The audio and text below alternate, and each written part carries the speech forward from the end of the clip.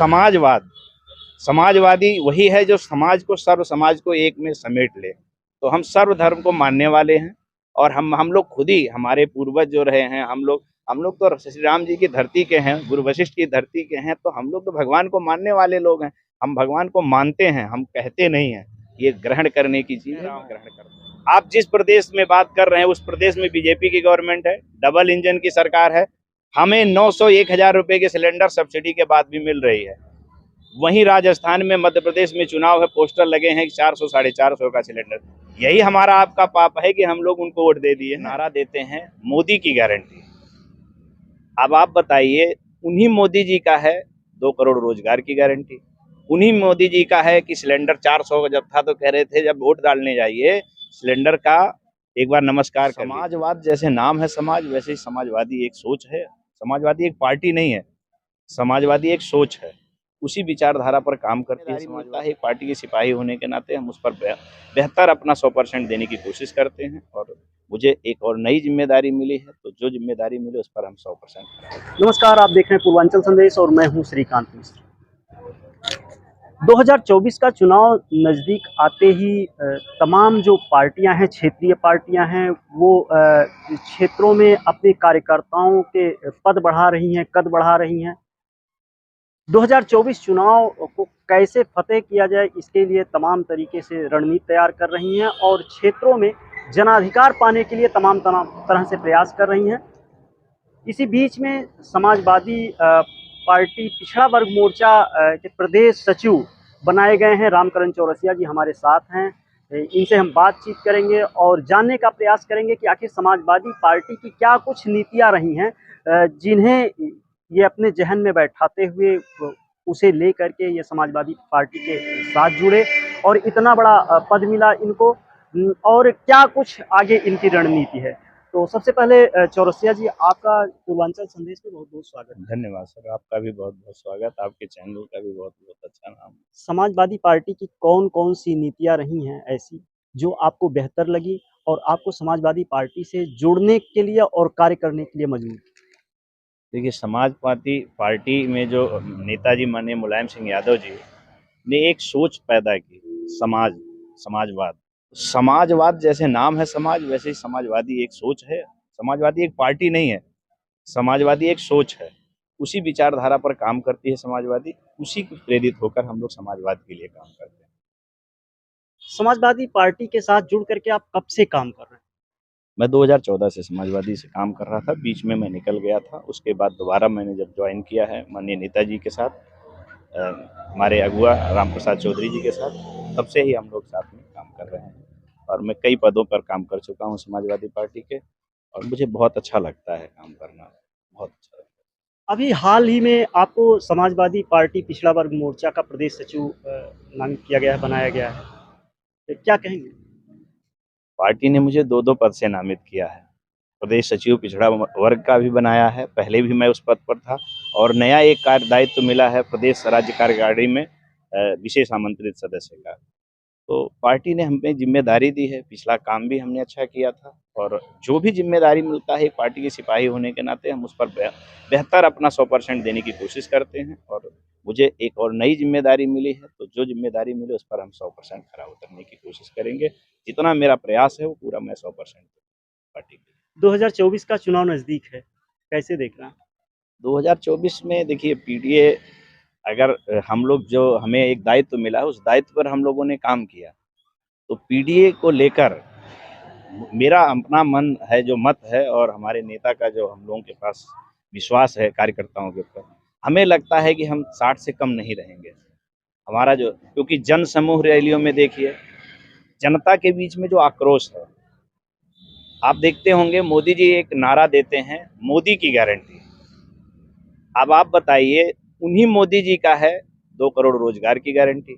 उन्हीं मोदी जी का है कि सिलेंडर 400 का जब था तो कह रहे थे जब वोट डालने जाइए सिलेंडर का एक बार नमस्कार कर लीजिए।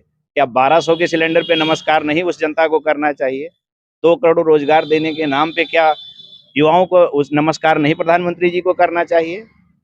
क्या महिलाओं को, जो उनके घर की गृहिणी हैं, उनके जरूरत की चीजें हैं, 1 का 4 हो गई, उनको नहीं नमस्कार करना चाहिए?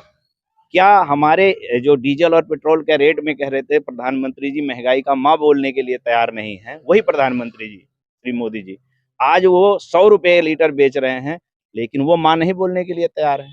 तो आप बताइए, इतने सारी घटनाएं घटने के बाद भी कहते हैं मोदी जी की गारंटी। तो क्या मान लें इसको, आप बताइए, मोदी जी की गारंटी कैसे मान लें? कोई वादा तो आपने नहीं पूरा किया। सन 2022 में किसानों की आय दुगनी की बात थी, हुई नहीं। वो आप भी जानते होंगे, आप भी किसान परिवार से हैं। और दूसरा चीज सबसे बड़ा है, जो सबसे बड़ा मुद्दा है, 2022 तक, जब ये 14 से 15 में आए हैं तो 2022 की गारंटी देते थे कि सबका पक्का मकान होगा पूरे देश में। क्या हुआ आप बेहतर जानते होंगे, आप पत्रकार बंधु हैं, हर घर गांव में जाते होंगे। मिला किसी को? जो एक ढर्रा था, उसी ढर्रे पे काम आप कर रहे हैं। तो आप बताइए, आपने कौन सा वादा पूरा किया कि आप खुद ये कहते हैं कि मोदी की गारंटी?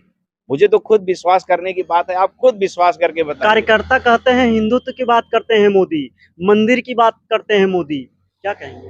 देखिए, मंदिर और मस्जिद, गुरुद्वारे, ये सारे, या हम लोग चर्च, हम सबको मानने वाले लोग हैं। समाजवाद, समाजवादी वही है जो समाज को, सर्व समाज को एक में समेट ले। तो हम सर्व धर्म को मानने वाले हैं। और हम लोग खुद ही, हमारे पूर्वज जो रहे हैं, हम लोग तो श्री राम जी की धरती के हैं, गुरु वशिष्ठ की धरती के हैं, तो हम लोग तो भगवान को मानने वाले लोग हैं। हम भगवान को मानते हैं, हम कहते नहीं हैं। ये ग्रहण करने की चीज़ है, मैं ग्रहण करता हूँ, हम सब ग्रहण करते हैं।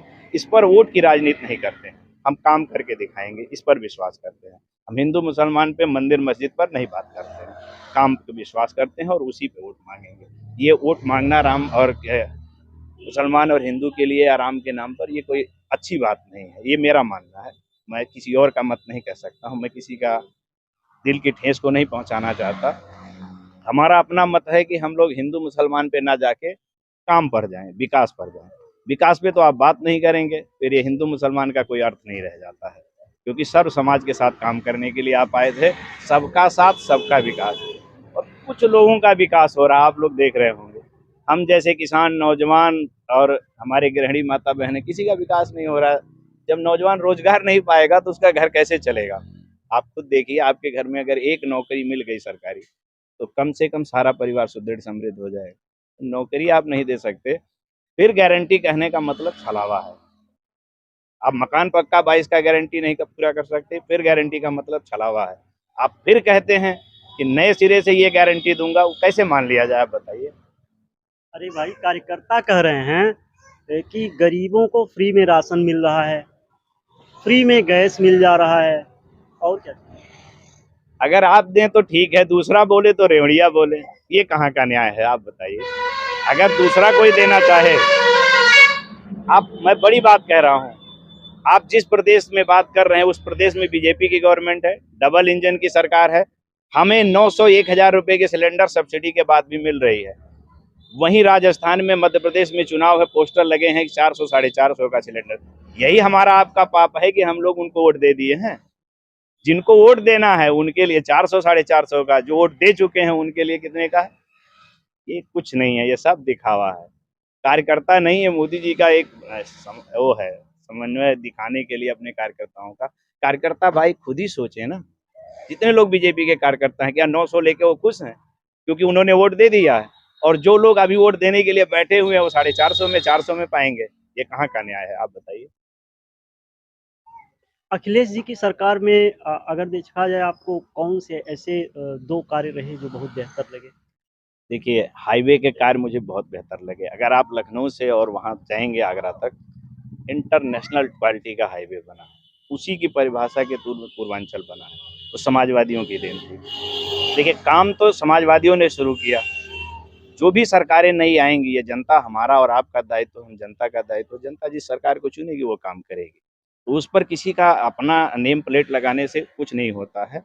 आप अच्छा कार्य देखिए, रोजगार के मुद्दे पर भी आप लखनऊ मेट्रो का देख लीजिए, अखिलेश जी ने बनाया था, समाजवादी सरकार ने बनाया था। उसको बढ़ाने का काम क्यों नहीं कर पाए? जो जितना समाजवादी ने पहले बना के दे दिया था हाईवे का प्रोजेक्ट, उससे ज़्यादा आगे क्यों नहीं बढ़ा पाए? मैं मांग करना चाहता हूँ, योगी जी गोरखपुर से आते हैं, गोरखपुर से और लखनऊ तक का हाईवे उस तरह का क्यों नहीं इंटरनेशनल बना देते?